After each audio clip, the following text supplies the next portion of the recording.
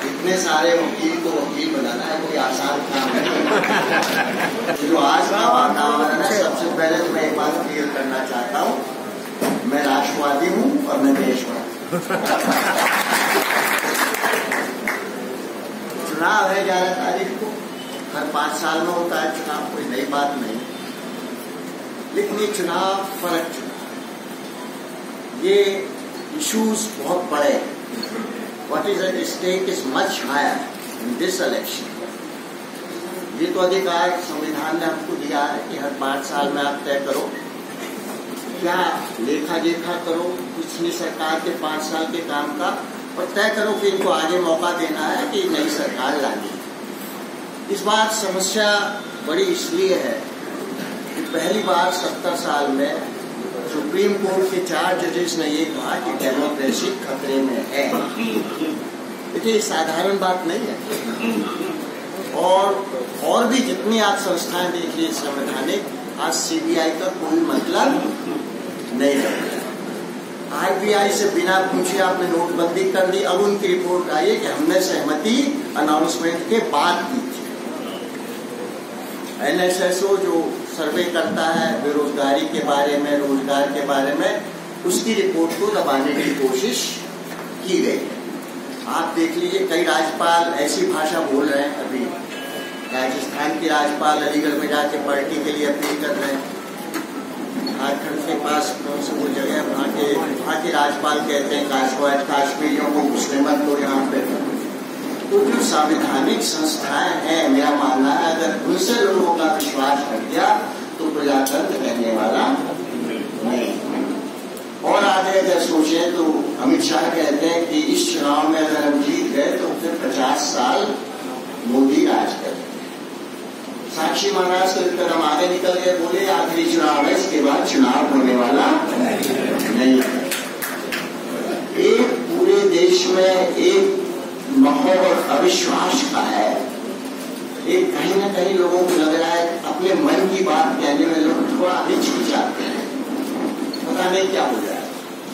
पहली बार income tax के inspector को पावर दी गई है कि जिसकी चाहे संपत्ति जब्त कर सकता है। अब आप मुकदमा लड़ते रहना 10 साल, पहले 2 लेवल जाके उसको परमिशन याद करनी पड़ती थी, अब उस परमिशन की जरूरत नहीं है। बहुत से पत्रकार टीवी वाले मुझसे बात करते हैं, कहते हैं अगर अपनी बार मोदी आ गए हम विदेश चले जाएंगे, यहाँ रहने वाले नहीं। आज आप टीवी और अखबार को पत्रकार नहीं है, वहां तो एक प्रोपेगेंडा करने वाले लोग रहे। मैंने तो 1 महीने से टीवी देखना बंद कर दिया। आपसे भी प्रार्थना करता हूँ टीवी देखना बंद कर दो। दिमाग खराब करना, हिंदुस्तान पाकिस्तान काश्मीर धर्म उसको मारो, इसको ठीक कर दो, उसको और कोई बात नहीं। क्या गन्ने की समस्या है, क्या बेरोजगारी है, क्या बिजली का रेट बढ़ गया, इसका क्या असर है, क्या हो रहा है देश में, उन मुद्दों के ऊपर कोई बहस आज टीवी अखबार में नहीं हो रही है। पूरा मतवादा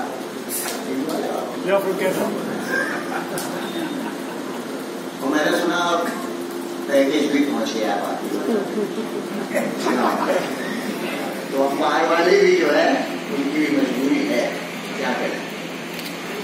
तो ये चुनाव देश के भविष्य के लिए बहुत महत्वपूर्ण है। और अगर आप 5 साल के काम का लेखा जोखा करना चाहते हो, असली प्रॉब्लम देखिए ये है, प्रजातंत्र में ये सिस्टम है कि एक पार्टी या विपक्ष का गठबंधन या सत्ता पक्ष का गठबंधन जीतेगा, उनका प्रधानमंत्री बनेगा, तो वो देश का प्रधानमंत्री हो जाएगा। मोदी जी भाजपा के प्रधानमंत्री हुए, भाजपा के प्रधानमंत्री हैं और भाजपा के प्रधानमंत्री नहीं। देश के प्रधानमंत्री बनने की उनकी कोई इच्छा नहीं है। एक और समस्या है, प्रचारक थे, प्रचारक हैं और प्रचारक नहीं। आज मेरा मानना देश में सरकार नहीं है, एक इवेंट मैनेजमेंट कंपनी है। अटल जी की मृत्यु हुई, 10 साल तक उनका नाम ले लिया, 480 कलश बना दी, हर नदी में जाएगा। मैंने तो एक अपने टेलीफोन पे टेलीफोन पे एक जोक भी आया था कि जब 480 कलश कहाँ से लाएंगे लोग बोले, तो उन्होंने पानी की तरफ देखा, मुझे माफ करो।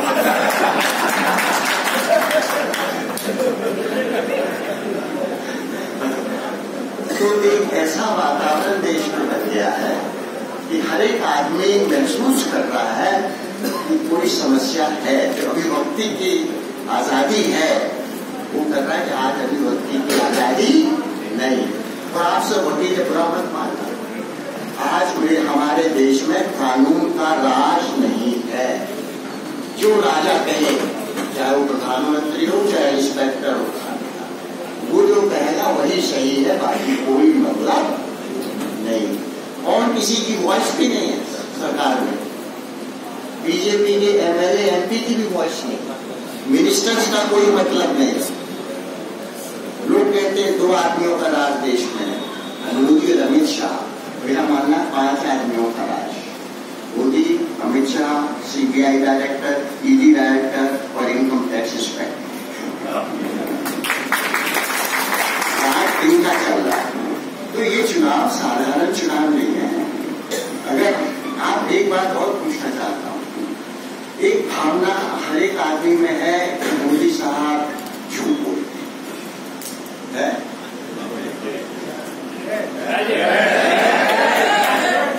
मैं तो एक कदम आगे जाऊंगा। मोदी सिर्फ झूठ नहीं बोलते, देखिए झूठ तो अपने परिवार को बचाने के लिए हर एक आदमी कभी कभी उससे भी थोड़ा सा झूठ बोल देता है। मोदी साहब सच नहीं बोलते। मोदी साहब ने आज तक सच बोलने की गलती नहीं की। अच्छे दिन आएंगे, सब लोग खुश हो गए, अच्छे दिन आएंगे। मोदी अपने अच्छे दिन की बात कर रहे थे, आप सोचे आपके अच्छे दिन, आपके अच्छे दिन आ गए क्या? मोदी की तो आ गए। 3 बार ड्रेस बदलते हैं, बहुत से फैशनेबल सोचते हैं बड़े अच्छे कपड़े पहने, मेरा मोदी के मुकाबले कुछ नहीं। आप जैसी टोपी नहीं पहनते हो, यानी कहाँ से है लाते, मणिपुर था, अरुणाचल प्रदेश था, अजीब अजीब रोज, और दिन में 3 बार उनके भाषण सुनो, फिर रेडियो पर उनकी मन की बात सुनो।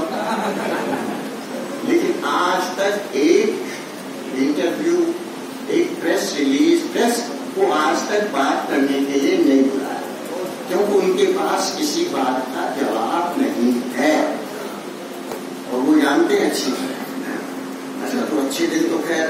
और एक बात और कहते हैं मोदी साहब, मैं तो फकीर हूँ, झोला उठा के चल पड़ूंगा।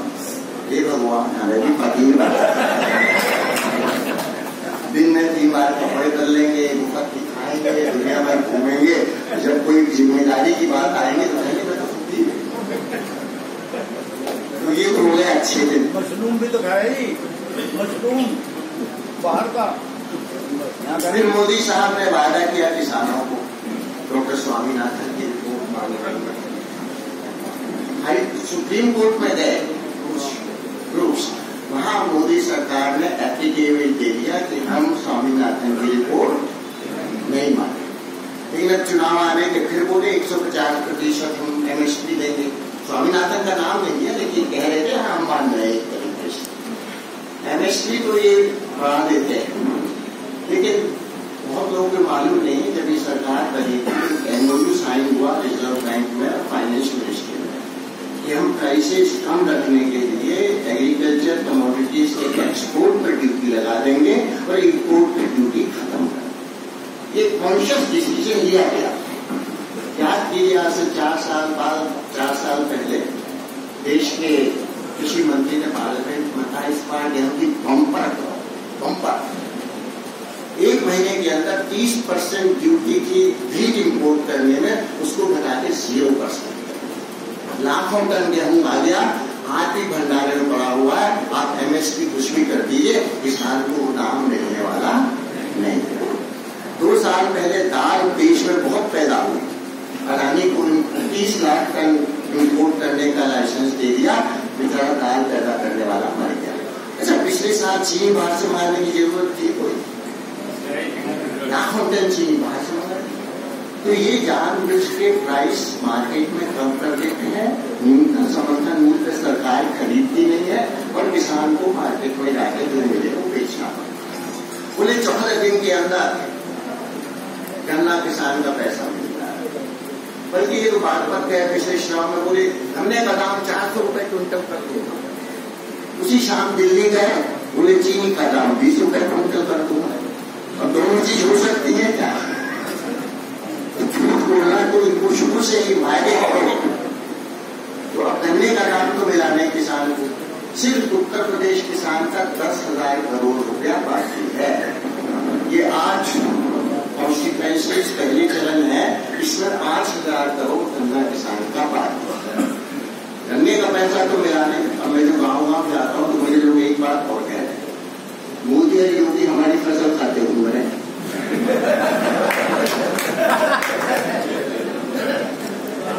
देखिए, गाय बैल बछड़ा ये किसान का एटीएम था, एटीएम। जब पैसे की जरूरत पड़ी, गाय बेच दी, बैल बेच दिया, बछड़ा पशु बेच दिया। 1 लाख रुपए 75,000 1.5 लाख तक बिकता है। अब 5,000 में भी कोई खरीदने को तैयार नहीं है। और बड़े प्यार से गाय को रखते थे, खदेना करते थे, नहलाते थे, खली खिलाते थे, सानी करते थे। इतनी बुरी हालत गाय की कभी नहीं हुई जो आज मर रही है। आप गौशाला फूलते, गौशाला में जाके देखो क्या हाल है। कोई अफसर चारा फूल खाएगा कि गाय को खिलाएगा? तो फूल खाएगा। तो इसलिए इस बार गाय की हाल लगेगी बारे बार। ये किसानों का हाल इन्होंने कर दिया। फिर मोदी साहब ने कहा गरीबों को 2 करोड़ रोजगार हर साल पैदा है। NSSO की रिपोर्ट में उन्होंने दबाने की कोशिश की। कहता है कि बेरोजगारी 45 साल में इतनी नहीं हुई जो आज है। 6% रेट ज्यादा जो भी है, इतनी बड़ी बेरोजगारी कभी नहीं हुई। जो मैन्युफैक्चरिंग एसोसिएशन सर्वे कहता है, उनका कहना है कि 2 करोड़ रोजगार हम हो चुके, कम हो गए, बढ़ना शुरू नहीं। और नोटबंदी ने हमारी इनफॉर्मल इकोनॉमी को खत्म कर दिया। तो जब रोजगार का ये हाल है, 100 से ज्यादा इंजीनियरिंग कॉलेज यूपी में पिछले 5 साल में बंद हो गए। इसका मतलब है नौजवान में वो विश्वास नहीं रह गया कि मैं पढ़ूंगा, लिखूंगा, मेहनत करूंगा, वो सारे बन जाऊंगा। नवयुवक को विश्वास नहीं रह गया अपने भविष्य के बारे में, तो उस देश का कोई भविष्य नहीं है। फिर अब क्या कहते हैं मोदी साहब रोजगार के बारे में? पकौड़ा बनाओ। पकौड़ा भी एक रोजगार है। आप पकौड़ा खाओ तो ये पकौड़ा बनाएगा, इधर सरकार का क्या योगदान? फिर मोदी साहब साइंटिस्ट भी है। हालांकि इस सरकार ने साइंटिफिक टेम्पर जो होना चाहिए, अगर आप प्रोग्रेस करना चाहते हो आज की दुनिया में, तो आपका टेम्परामेंट साइंटिफिक होना चाहिए। आज के दिन आप टीवी देख लो, ये सब साइंस के खिलाफ है। साइंस कांग्रेस में जाके पिछले साल, पहले साल मोदी जी ने कहा हमारे यहाँ ये सर्जरी जो आप देख रहे हैं आती स्कूल लगा दी गणेश जी को, हमारे यहाँ सर्जरी 2000 साल पहले आता। हमने 2500 साल पहले, आपके जो पास के सांसद हैं बागपत के, केमिस्ट्री में PhD है, वो कहते हैं इवोल्यूशन की थ्योरी ही गलत है। न्यूटन की थ्योरी को ये नहीं मानते भाई, वो मिथ्स है। अगर ठीक है हमने भागीदार पहले प्लेन बनाया था, तो अब क्यों नहीं बना रहे हो गया। अगर होता वो भी, तो आप अगर इस टीवी पे क्या एडवर्टाइजमेंट आ रहे हैं आप देखते हैं, 6 इंच अगर हाइट बढ़ाने है तो ये गोली खा, ऐसे एडवर्टाइजमेंट आ रहे हैं। एक महात्मा है, वो कहते हैं तो समस्या है, जेब में पैसा नहीं है, पकौड़ा कब खाया था तुमने? में पैसा आ गया, पैसा ठीक हो जाएगा, जाके 3 पकौड़े खाओ। और लोग सुनते हैं उसको।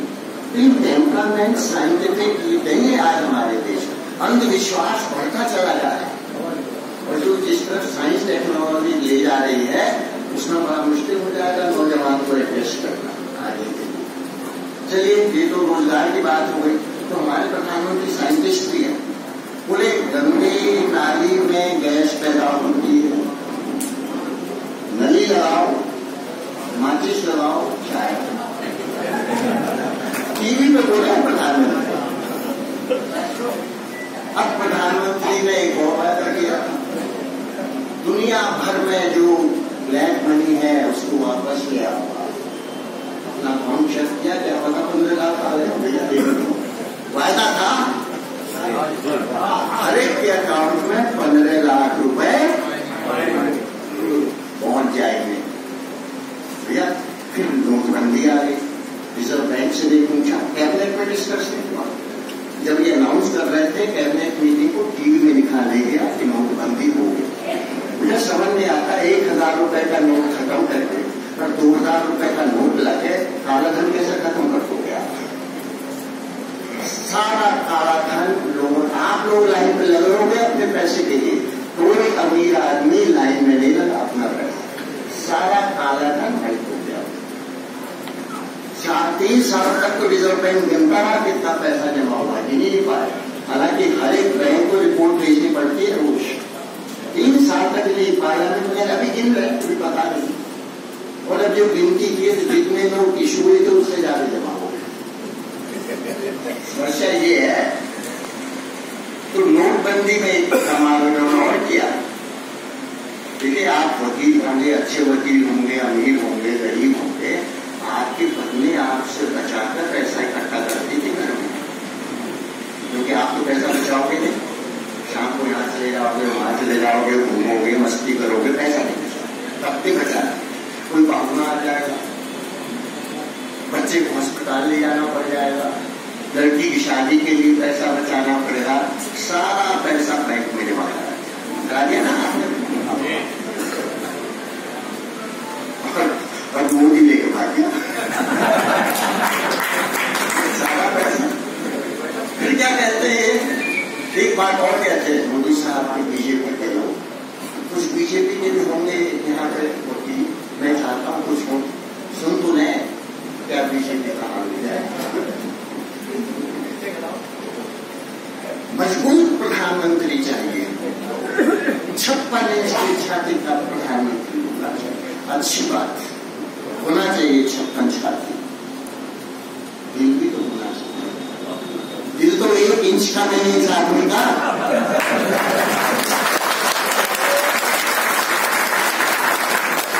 इसके दिल में गरीब के लिए, दलित के लिए, अकलियत के लिए, बेरोजगार के लिए, गरीब किसान के लिए कोई जगह नहीं है। अंबानी, रानी, ये मोदी, वो मोदी, वो मोदी, सबके साथ 10-20 लोग गुजरात के 20-20 करोड़ हजार रुपया लेके भाग गए और समाज का पैसा खाते। 3 बार इसके भाषण सुनो दिन में, मन की बात सुनो, आपकी बात मन की बात सुनने को तैयार नहीं, तो क्या करें इससे प्रधानमंत्री। एक बात मैं और बताओ, तो आप अपने बच्चों को क्या सिखाते हो, बेटा सच बोला कहते हो ना, इसके माँ बाप ने लगता नहीं था। आप राजीव शुक्ला का नाम सुना, मशहूर पत्रकार है, मिनिस्टर रहे, MP रहे हैं। उन्होंने इसका इंटरव्यू लिया 2003 में, जब ये चीफ मिनिस्टर बने थे। उसने कहा कि आप कंप्यूटर की बात करते हो, RSS में तो कोई कंप्यूटर जानता नहीं। बोले नहीं, मैंने देखा, पढ़ा, समझा, कोई बहुत जानता हूँ। तो पूछा कहाँ तक पढ़े हो, बोला मैं हाई स्कूल पास। उसने फिर पूछा आप कहाँ तक पढ़े हो, बोला मैं हाई स्कूल पास। वीडियो है इसकी यूट्यूब पे। 3 महीने बाद अमित शाह और हमारे वित्त मंत्री जो सच बोलते हैं, उन्होंने एक डिग्री दिखाई मोदी साहब ने। 1978 में मोदी साहब ने दिल्ली यूनिवर्सिटी से इंटरनेशनल पॉलिटिकल साइंस सब्जेक्ट में MA किया। ये डिग्री है, कंप्यूटराइज डिग्री है ना। तो इंटरनेशनल पॉलिटिकल साइंस किसी यूनिवर्सिटी में सब्जेक्ट, पॉलिटिकल साइंस है, इंटरनेशनल पॉलिटिकल साइंस।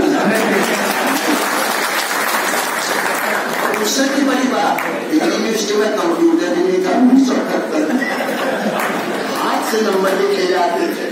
आज तक लोग ITI करते थक गए, इसकी डिग्री यूनिवर्सिटीज ने दी नहीं है आज तक। और दिल्ली गवर्नमेंट का एक मिनिस्टर जिसने अपनी गलत डिग्री दिखाई थी, उसको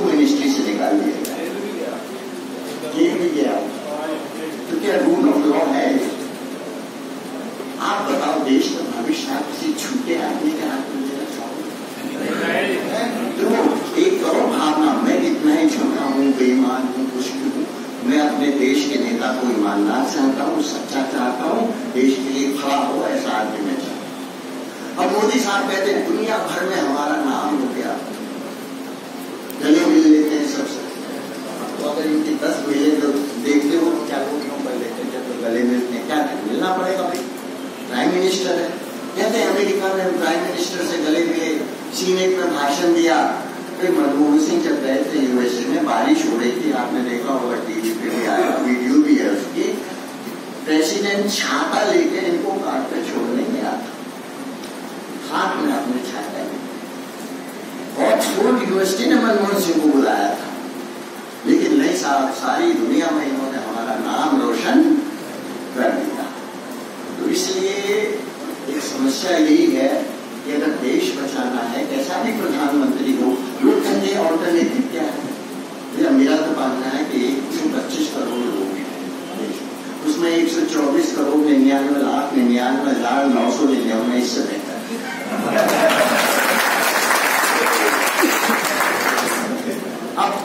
अब टीवी की देखिए और अखबारों की देखिए। 2014 में मोदी साहब ने मेरठ मीटिंग, 3.25 लाख आदमी था। 3 दिन पहले उन्होंने मेरठ में फिर मीटिंग की। उस ग्राउंड की कैपेसिटी 25,000 थी। लोग कहते हैं 22,000 लोग वहां थे, उसमें 5,000 सरकारी कर्मचारी थे। फेल हो गया, इसलिए रुपया तो डूब चुकी, लेकिन टीवी अखबार ये नहीं दिखाए। एक अखबार में आपने टीवी पे देखा क्या इसके? अमित शाह आगरा गए थे मीटिंग करने, उनका पूरा भाषण दिखाया गया सब टीवी पे। 8,000 आदमी नहीं थे मीटिंग में। तो ये एक तरह से माइंड कंट्रोल करना चाहता। अब रोज आप टीवी में अगर कुछ देखोगे, अखबार कुछ असर तो करेगा ही माइंड। ये गोबल्स तो कहता था ना, 100 बार झूठ बोलोगे तो लोगों को लगेगा सच है। अब मोदी साहब भी मानने को तैयार नहीं, मैंने करने का दाम नहीं किया। तो लाल किले से क्या है, अखबार कुछ भी कहता है, वो क्या है, मैंने तो दे दिया, आपको मिले ना मिले, उनका तो प्रोपेगेंडा चल रहा है, मैंने कर दिया।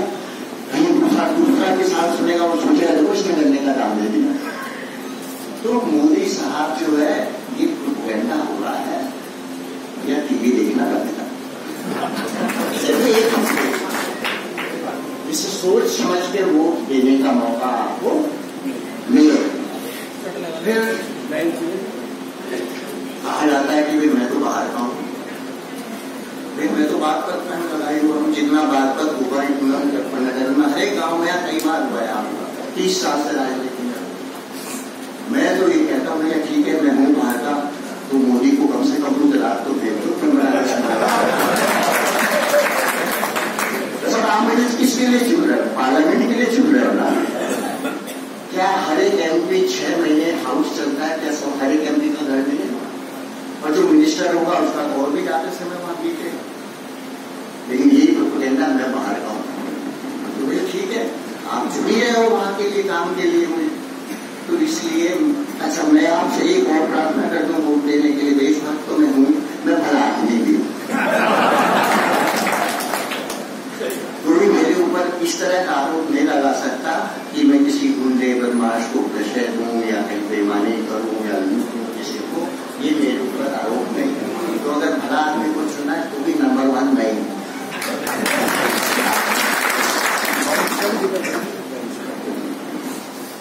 एजुकेशन भी आपकी बेहतर है, सबसे ज्यादा क्वालिफाइड है IIT खड़गपुर और वहाँ से अमेरिका से डिग्री। शिक्षा की एजुकेशन के आधार पर मतदान करना है तो आपका ही पढ़ना भारी है। अब आपके हाईकोर्ट की समस्या है, मैंने तो बहुत कोशिश की, सबको पता, जो भी लोग मिनिस्टर बना उससे मिलवाया, कमेटी भी बनाई गई, सब कुछ हुआ। कभी वो कह देते थे कि यूपी की सरकार नहीं मानती, कभी सेंटर कह देता था कि इलाहाबाद के वकील नहीं मानते, क्योंकि वहां के तो भैया तोड़ गए आपकी सरकार में। अब तो हाई कोर्ट भी आपका, सुप्रीम कोर्ट भी आपका, जो चाहे करा सकते हो आप। तो हाई कोर्ट क्यों नहीं बनाना चाहते?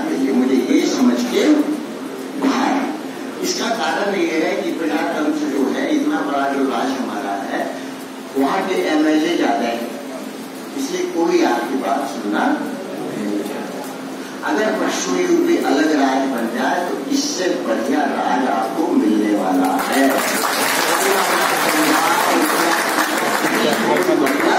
यहाँ का आदमी मेहनत करता है, यहाँ का लोग कहते आंदोलन नहीं करता।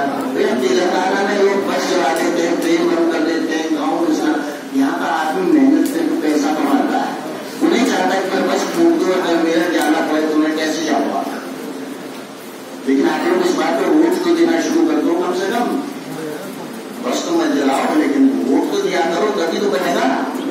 जनता को, सरकार को तो पता होना चाहिए ना, इस मुद्दे में हम आपको हरा सकते। देखिए, हम राजनीतिक लोग भी क्यों सुनते हैं आपकी बात? हमें पता है 5 साल बाद फिर आपका सर्टिफिकेट लेगा। अगर ये चुनाव बंद हो जाए तो हम भी आपकी बात को सुनेंगे अपनी। सही बात है ये। तो ये चुनाव देश बचाने का, सीधी सी बात ये, जो हमारा देश है गरीब है, बहुत समस्याएं हैं, लेकिन फिर हम अपनी आवाज उठा सकते हैं, हम अपनी बात कह सकते हैं, हम उसके लिए लड़ सकते हैं। और एक लोग है कि एक बार ये पोलैंड का कुत्ता जर्मनी पहुंच गया, बड़ा हट्टा कट्टा था, उसने कभी तू यहाँ क्यों आ गया? देखने में तो तेरा तो खाने पीने का इंतजाम अच्छा है, और हाँ खाना पीना बहुत है, भौंकने की इजाजत नहीं है। तो हम सबको अपने